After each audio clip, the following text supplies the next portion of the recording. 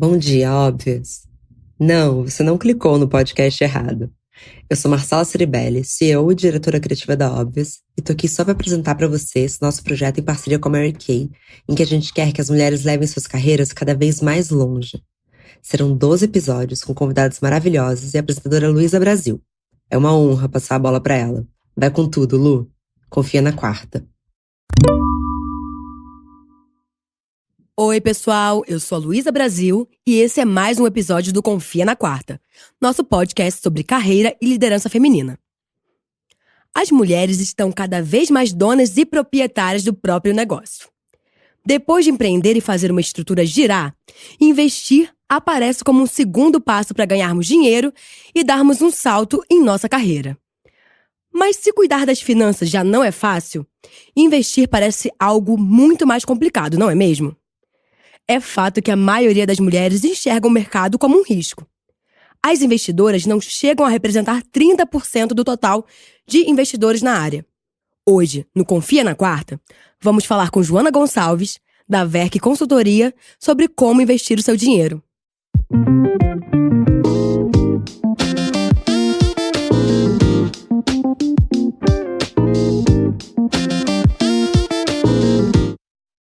Oi, Joana, é um prazer enorme ter você aqui com a gente. Olá, obrigada. Eu que agradeço o convite. Também é um grande prazer te conhecer e trabalhar com essa equipe toda. Maravilha! E, Joana, conta pra gente sobre a sua formação e trajetória. Claro. Eu sou contadora de formação. Eu comecei minha carreira aos 19 anos na KPMG, que é uma das empresas de auditoria. E trabalhei por 22 anos em empresas de auditoria, na KPMG, na Ernst, na Price. E daí, alguns anos atrás, depois da maternidade, eu resolvi abrir a minha própria empresa, que é a Verk. E a Verk é uma empresa de auditoria, de consultoria e de contabilidade. E a gente presta serviço desde pessoa física até grandes empresas e atuando com os clientes nessa área. Olha, e hoje eu descobri que Verk não é seu sobrenome é Gonçalves. Isso. Então eu fiquei curiosíssima pra saber o que é Verk, o que significa. Verk significa pra cima, em russo. Uau! Eu morei por um tempo no Azerbaijão, que fica no sul da Rússia. Meu Deus, a gente precisa de um podcast só pra contar essa experiência depois. Precisa mesmo, porque tem muita coisa pra contar. E nessa época, enquanto eu morei lá, eu estudei russo por um tempo. E quando eu tava buscando o nome da minha empresa, eu queria um nome que transmitisse essa sensação de escalar, ir pra cima, ir com tudo, vamos que vamos, com essa vibe de crescimento mesmo, que não só meu, mas junto com os clientes, né? É uma vibe autoastral, né? Autoastral total. Porque essa coisa do mercado é ousadia, é medo, apreensão. É o vamos que vamos. E quando eu procurei alguns nomes em português, nenhum falava com uma palavra só de forma tão forte isso. Então, por isso, Verk. Pra cima. Boa, pra cima e pra frente. E quando que você resolveu que iria trabalhar com finanças, com contabilidade? Desde muito nova. Eu comecei a fazer técnico de contabilidade, eu tinha 15 anos. E quando eu comecei a fazer estágio em banco, num banco comercial. Então eu entrei e me apaixonei. Então, assim, tem que ser boa de exatas pra curtir essa área de finanças e contabilidade? Ou sendo de humanas ali, você consegue se dar bem? Na verdade, contabilidade é uma ciência. Todo mundo pensa que tem que ser bom de matemática, mas na verdade, contabilidade faz parte de ciências humanas, sabia? Vivendo e aprendendo. Faz parte de humanas, porque contabilidade não é só conta, mas ela é muito teoria e precisa de muito entendimento e julgamento e tomada de decisão.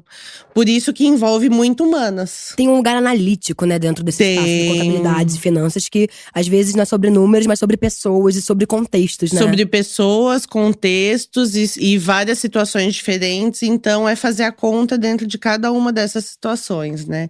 E eu gosto muito também Bom, eu estudei na PUC, né? Então eu tenho meu pé totalmente em humanas também, embora tenha o meu lado auditora.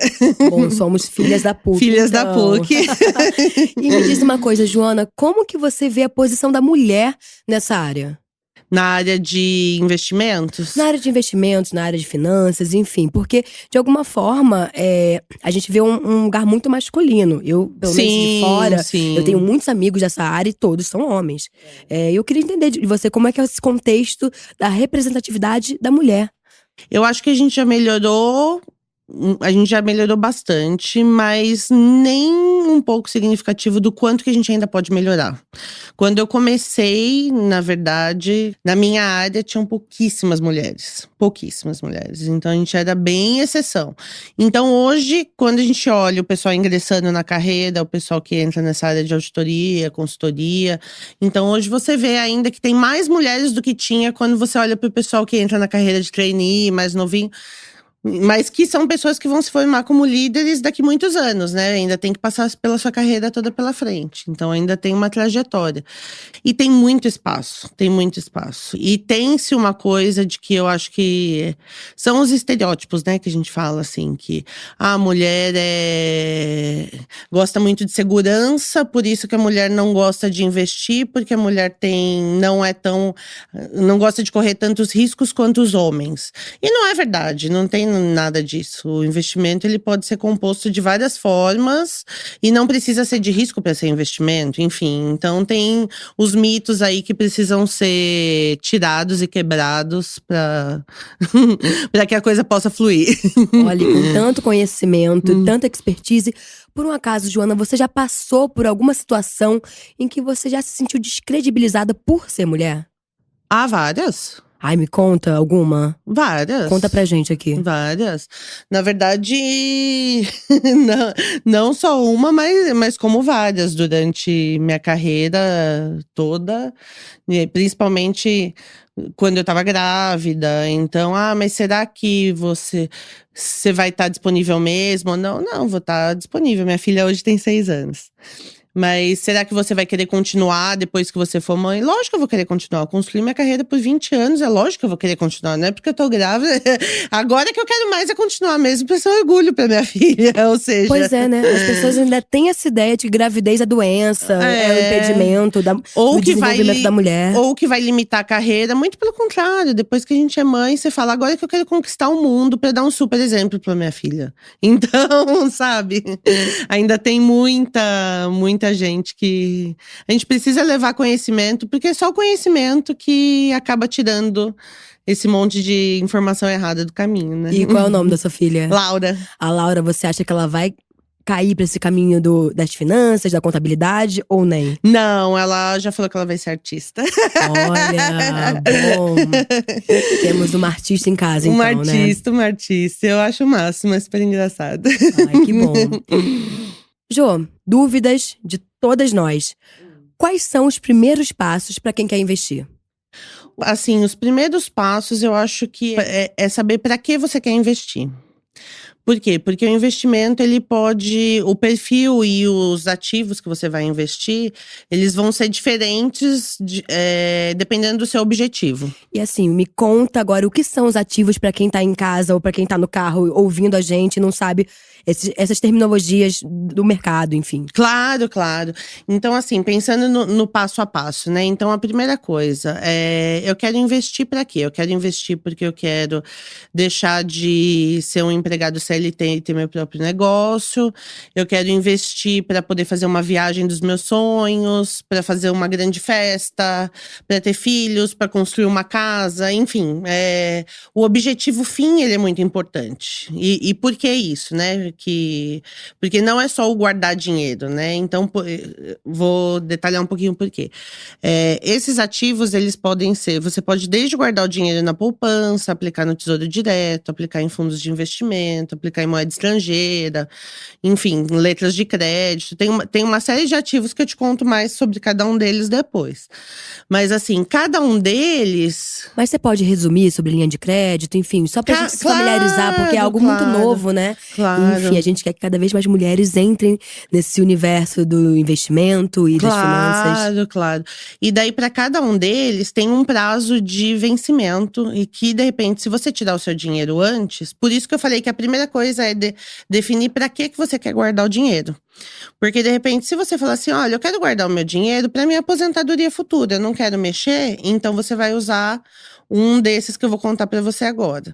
Se você quiser para fazer uma viagem daqui a um ano, também vai ser outro. Então, por isso que o objetivo fim, às vezes, é muito mais importante. Muita gente acha que não, acha que é só assim. Não, eu vou guardar dinheiro e ponto. Mas daí a estratégia que você traça, você consegue ter mais dinheiro no final ou não. Então, assim, hoje a gente tem a tradicional, acho que é onde as pessoas normalmente guardam dinheiro mais hoje em dia ainda, é na poupança. E também, e a segunda parte são em fundos de investimento. Os fundos de investimento, o que é um fundo de investimento? Eu acho que para uma pessoa que é totalmente leiga é legal falar, né? Então, assim, imagina que tem uma carteira mesmo. Então, o banco, ele tá com essa carteira na mão. Só que você não tem acesso e fala, eu quero comprar ouro, eu quero comprar ação, eu quero comprar um CDB, eu quero comprar… Eu não tenho… Se a pessoa não tem conhecimento de como comprar cada uma dessas coisas, o que é o fundo? O fundo a pessoa pega o dinheiro e coloca nessa carteira, e daí o banco usa o dinheiro que tem dentro dessa carteira e ele faz esse trabalho todo para a pessoa física. E para fazer esse trabalho, ele cobra o administrador do fundo, ele cobra uma taxa de administração. E quanto mais ou menos essa taxa? Essa taxa depende do quanto que ela pode ser, de 1% até 5% ao ano. Ela depende por quê? Porque depende do valor da aplicação. Então, se você pode começar a aplicar desde R$ 50, você vai ter uma taxa de 5%.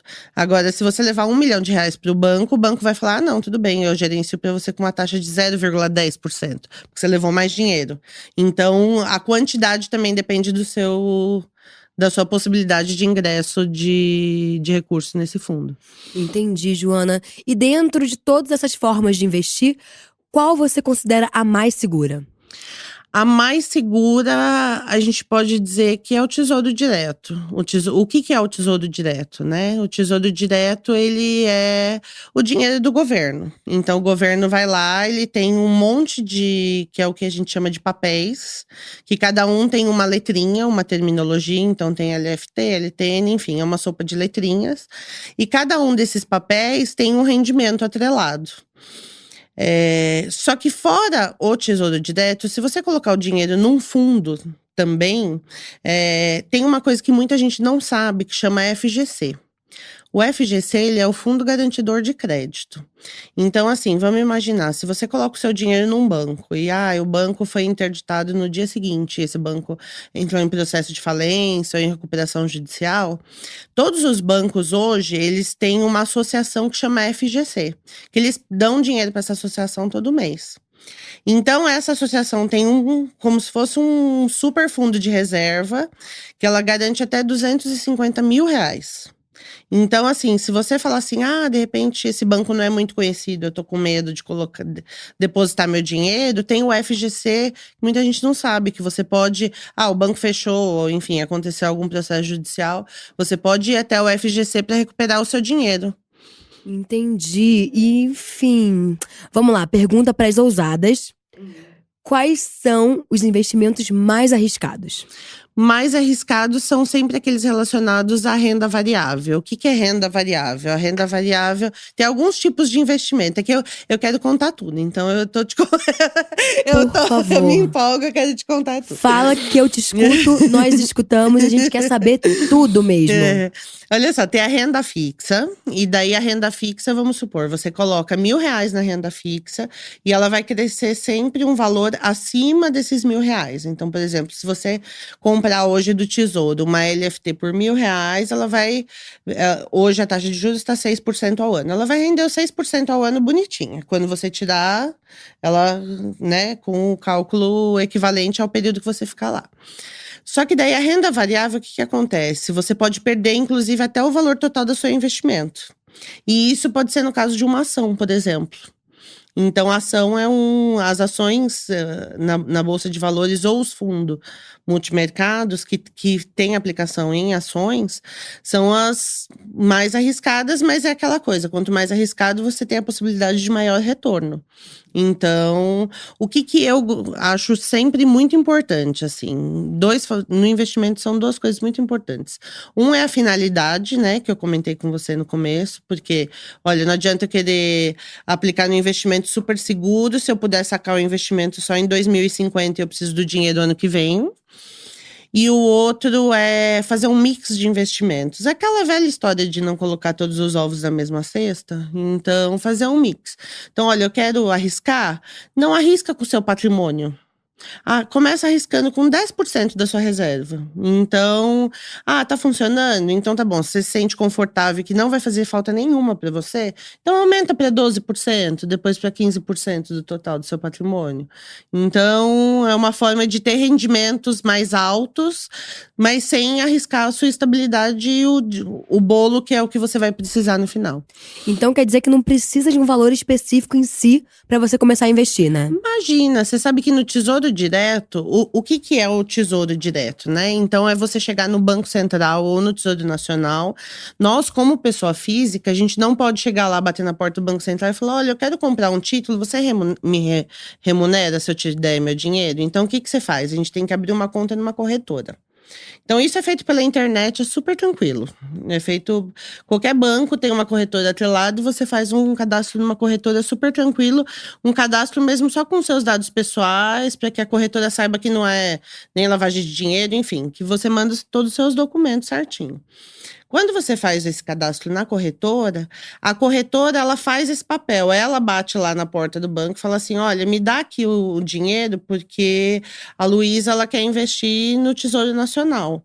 E daí o rendimento desse papel, que é a LTN, por exemplo, do Tesouro, ele vai para você. Só que você sabe quando. E daí o fundo de investimento, na verdade, ele faz isso também. Ele vai lá e compra, ele faz a mesma coisa. Só que se você aplica no fundo, você paga duas vezes. Por quê? Você vai pagar para a corretora fazer esse papel e você vai pagar para o fundo fazer esse trabalho. Se você for direto, sem passar pelo fundo, você consegue ganhar mais dinheiro. Então, é uma forma. E assim, o que é mais fantástico, os investimentos no Tesouro Direto são a partir de R$ 30.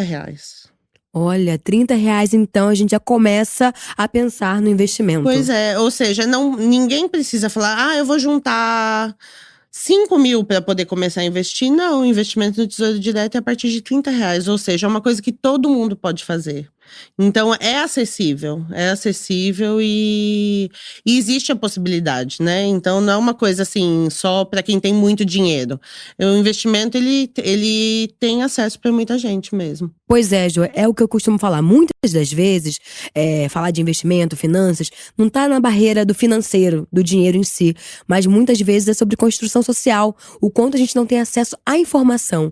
Muita gente não sabe. Com R$ 30 a gente consegue iniciar investimentos, né? Exato. É o acesso à informação mesmo que acho que é por isso que é maravilhosa a ideia de vocês, de fazer o podcast, de fazer tudo isso, pra gente poder levar informação. Porque quantas mulheres, enfim, não só mulheres, mas enfim, quantas pessoas poderiam estar investindo a partir de R$ 30 e fazendo a sua reserva financeira e de forma segura, né? Não é nenhum investimento arriscado, de forma segura e de forma consciente. Então, acho bem importante isso mesmo. Bom, e quando a gente fala em pessoa jurídica, como que a gente faz investimentos em nome de uma empresa, Joana? A empresa ela tem uma conta corrente igual a pessoa física. E como empresa, ela também tem acesso a fundos de investimento.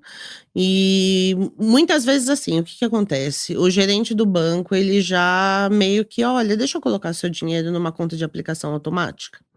Então, o que eu sugiro? Que você peça pro gerente: olha, quais são as opções de aplicações que eu tenho?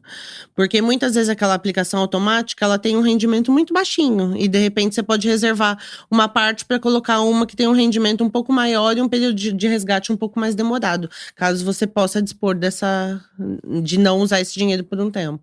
Boa. E Jô, olha só, queremos saber, a gente sabe que cada caso é um caso, mas quais são os investimentos que mais valem a pena hoje em dia? Mais valem a pena o tesouro, embora ele seja muito seguro, com a taxa de juros muito baixa por conta da estagnação da economia, o que o Banco Central faz? Olha, eu vou abaixar a taxa de juros para o pessoal começar a comprar mais e reativar a economia. Então, na verdade, acaba não sendo muito interessante porque não pagam juros muito alto. Então, o que eu recomendaria? Fazer esse mix. Então, um pouquinho na renda fixa, um pouquinho na renda variável. Então, se a gente olha, por exemplo, nesse último mês, a gente teve uma alta do dólar e do euro significativa. Então, quem apostou em fundos cambiais teve um ganho expressivo.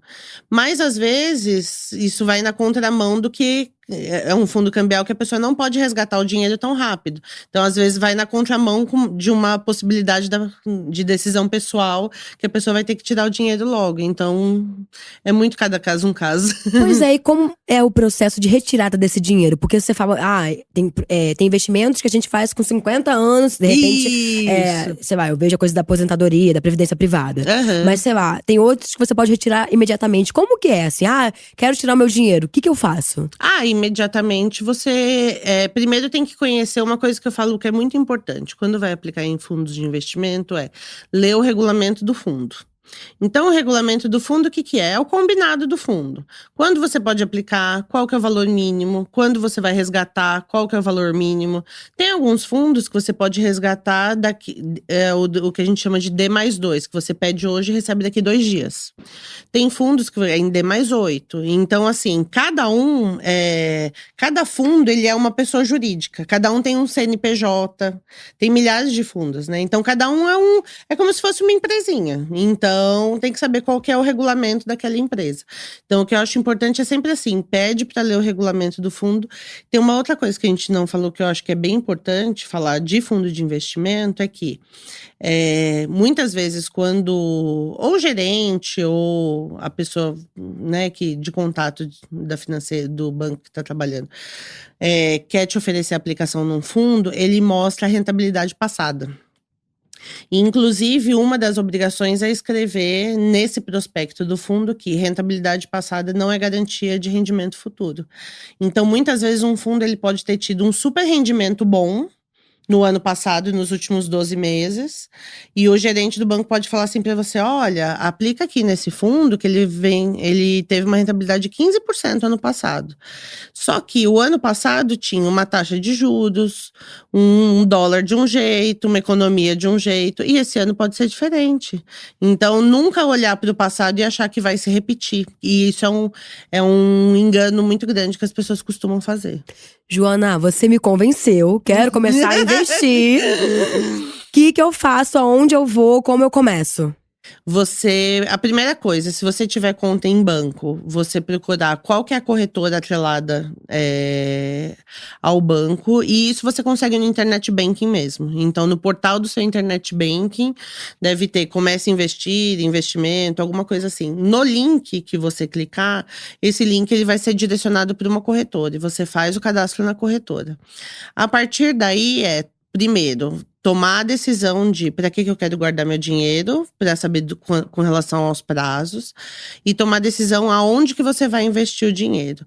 Se tiver muita dúvida, eu recomendo sempre conversar com um especialista independente. Por que eu falo independente? Porque, por exemplo, o gerente do banco, ele tem as metas dele para bater. Então, muita gente já trabalhou em banco, sabe que, olha, eu tenho X capitalizações que eu tenho que vender por mês, X aplicações em CDB. Então, ele não é independente no que ele vai te recomendar. Então, eu sempre falo, procura um consultor terceiro de fora, porque ele vai ter uma opinião totalmente diferente do que o cara que quer te vender, sabe? Entendi. E Jô, pergunta que não quer calar. Pessoas com nome sujo, com nomes no serviço de proteção ao crédito, elas podem começar a investir? Pode começar a investir. O que é importante só saber que, se essa pessoa ela tiver um processo de recuperação judicial para esse crédito, então o que pode acontecer, né? O que pode acontecer normalmente imagina que você tem o dinheiro guardado no banco A e você tenha R$1.000 guardado nesse banco A. No banco B, você está devendo R$5.000. E o que o banco B vai fazer? Ele vai fazer de tudo para tentar recuperar o dinheiro que você está devendo. Então, o que ele pode fazer? Ele pode entrar com um processo de tentar recuperar esse crédito, caso você não pague durante todas as tentativas de acordo. E com esse processo, ele pode bloquear o seu investimento em outro banco. Então, o que é o ideal, assim? Na verdade, o ideal é sempre… a primeira coisa que eu falo de tomada de decisão de investimento não adianta você guardar dinheiro e pagar juros na outra ponta. Por exemplo, isso é uma coisa bem importante para falar, assim. Muita gente fala assim, tudo bem, eu comprei uma casa, por exemplo. A gente sabe que o valor dos imóveis, nos últimos, 12 anos… O valor dos imóveis eles estão muito distorcidos, eles estão muito mais alto, assim, o valor está muito mais alto do que efetivamente vale no mercado. Então, o que acontece? Não adianta você fazer um financiamento no banco, você acha que você está guardando, né, um ativo, pagando uma casa todo mês, só que o valor dos juros que você paga nesse empréstimo, ele é tão alto que se você estivesse guardando esse dinheiro no banco, às vezes você poderia comprar 2 casas, não uma só. Então, a primeira coisa o investimento quando você não tem dívida. Porque às vezes você tem um bolo de dívida aqui só aumentando, não adianta você ter uma dívida que está crescendo com uma taxa de 10% ao mês, enquanto que você está recebendo 1% ao mês no que está guardado. Então o ideal é assim, investir primeiro depois que você conseguir ajeitar a vida financeira. Então é bom organizar o terreno, ajeitar Sim, a casa. ajeitar a casa e partir antes. para o investimento, né? E Jo, uma diquinha de ouro para quem quer investir hoje. Hoje a dica de ouro, eu acho que a principal é pagar as dívidas antes de investir. Porque muita gente está com o nome de proteção ao crédito, igual você comentou, né? Então tem muita gente que está devendo bastante. E o que eu recomendo? Eu recomendo sempre a pessoa fazer uma negociação, por quê? Os bancos, depois que você passa 6 meses sem pagar, o banco ele considera como perda. Então, o que ele conseguir recuperar depois de 6 meses de você é lucro para ele. É como se fosse recuperação de crédito que ele já baixou como prejuízo.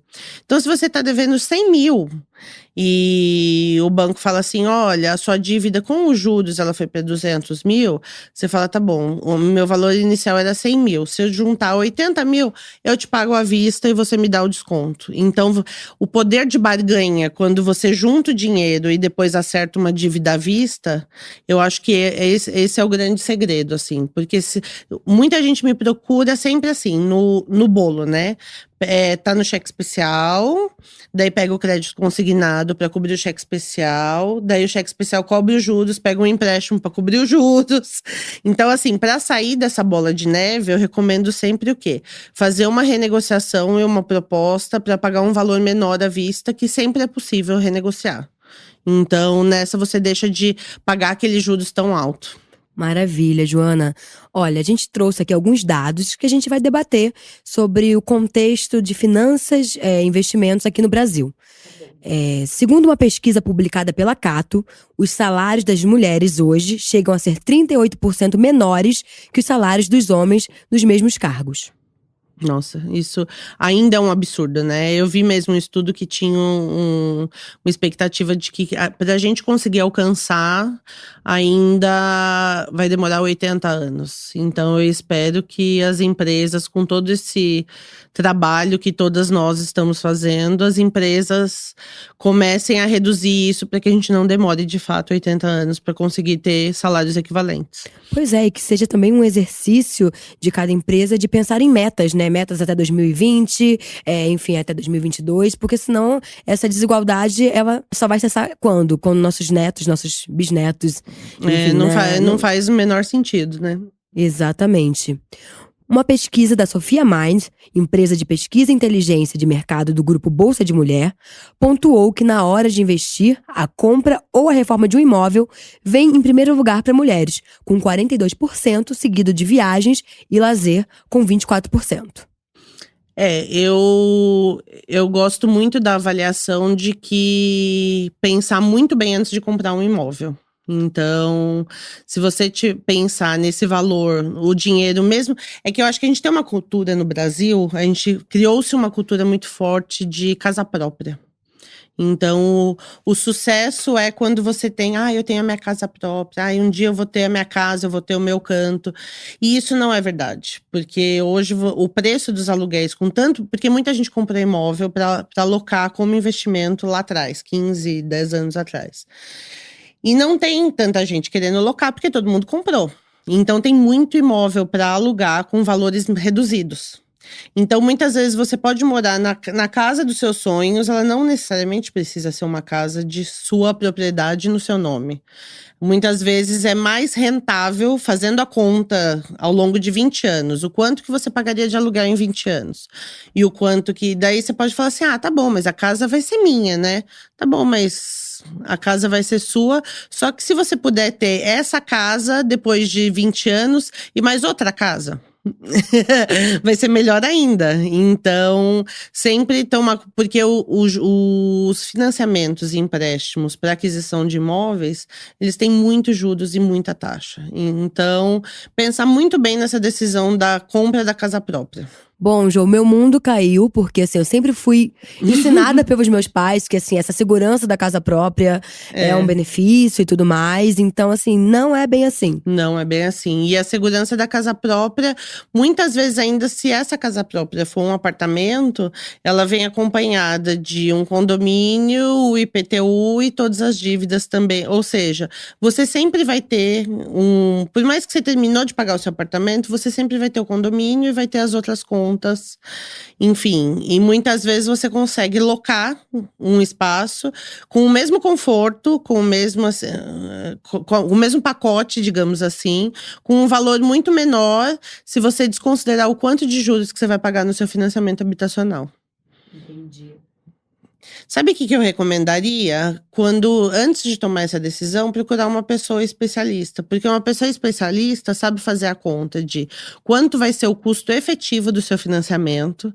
Porque quando você vai fazer um financiamento, o banco fala assim para você: olha, a taxa de juros é 1,99. Por exemplo.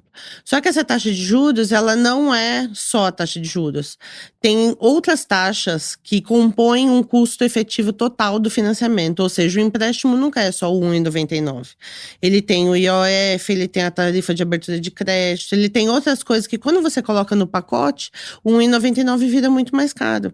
Então, às vezes, vale a pena você investir o seu dinheiro, uma parte do seu dinheiro, rendendo juros, e o outro você pagar aluguel durante um tempo. Então é tudo questão de fazer conta. Eu acho que o importante é sempre procurar uma pessoa que saiba poder te apoiar para fazer conta, para tomar a decisão certa. Perfeito, Jô, anotado. O outro dado que eu tenho aqui, o último, é que a poupança ainda é o principal destino dos investidores, seguida dos fundos de investimento e títulos de renda fixa. Ainda é, mas por conta do que a gente comentou, né? Que é a falta de conhecimento. Muita gente tem medo de aplicar no Tesouro Direto ou em fundos, por isso que acaba indo para a poupança, porque é o mais fácil, mas por isso ele também não é o mais rentável. Então, por isso que eu acho que vale a pena dar uma olhada nos outros investimentos para poder, de repente, ter uma rentabilidade maior. Bom, pessoal, nosso papo tá começando a se encaminhar pro fim. Mas antes disso, Jô, conta pra gente alguma dica de referência, literatura, filme, enfim, indicações pra quem quer saber mais sobre o assunto. Quem quer saber mais sobre o assunto, acho que pode entrar na página do Banco Central, na página do Tesouro Direto. E acho que o principal é fugir de vídeos ou de chamariz de milagre. Porque tem muita gente querendo vender, muita gente às vezes ou na internet ou né, muita gente querendo vender com má fé, algum milagre. Gente, não tem milagre. A taxa de juros tá aí, é a mesma para todo mundo, o dólar tá aí, é o mesmo para todo mundo. O que muda? A expertise de você saber fazer uma boa combinação nesse mix de investimentos. E daí, por isso, consulta um profissional, uma consultoria séria que possa ajudar para tomar decisão, ou não só de investimento, ou até de pegar um empréstimo, ou de colocar na previdência privada, enfim, para tomar a melhor decisão e não ter perda do seu patrimônio. Perfeito. Bom, a minha indicação hoje não tem a ver com referências, mas sim com o que a Jo disse sobre o mix de investimentos, né? Eu acho que a gente consegue, a gente que não é de uma empresa, ou não tem um número muito grande, uma reserva imensa de dinheiro para investir, botar um pouquinho ali, um outro aqui, né? Eu acho que é um começo, é um bom passo. Tô fazendo isso, Jo, então tô mandando bem. Isso mesmo, tá mandando bem, E sempre procurar informação de fontes fidedignas, né? Então, procurar informação, se for procurar informação sobre rentabilidade, entrar na parte do Banco Central, então, informações oficiais para melhor tomada de decisão. Maravilha. E bom, Joana, como que a gente te encontra nas redes? Eu tô como… A nossa empresa tá como VERK, é VERKH, VERK Contabilidade no Insta. Tenho também verk.com.br, que é o nosso site. O Facebook também. E Joana Gonçalves, Joana com 2 N's. E eu tô à disposição. Jo, queridona, muito obrigada. Foi uma maravilha conversar com você. Já aprendi Foi muito. Mesmo. Que pena que eu poderia passar a tarde toda te contando no detalhe cada uma das coisas. Olha, eu já vou criar um podcast só da sua experiência no Azerbaijão. Bora. Vamos? Vamos. Olha lá, hein? Vou cobrar, hein? Bom, pessoal, ficamos por aqui. Acompanhe não só o Confie na Quarta, mas os outros conteúdos do podcast Óbvios, desenvolvido pela belíssima Marcela Ceribelli e equipe. Beijos, até a próxima!